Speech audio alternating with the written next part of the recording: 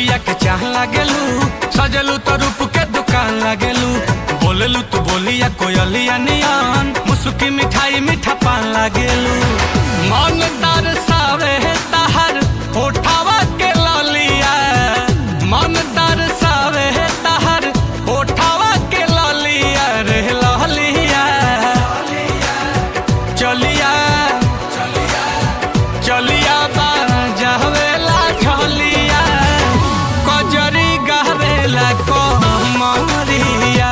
चलिया बाजावेला झलिया, कजरी गावेला कमरिया।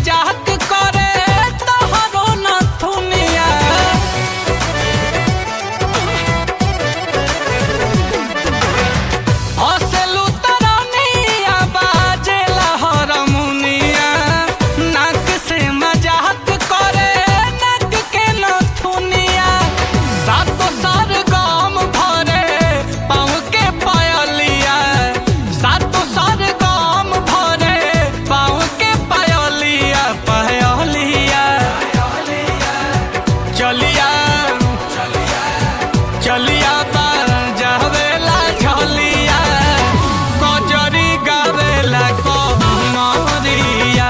चलिया बाजावेला झलिया, ठुमका मारेला कमरिया।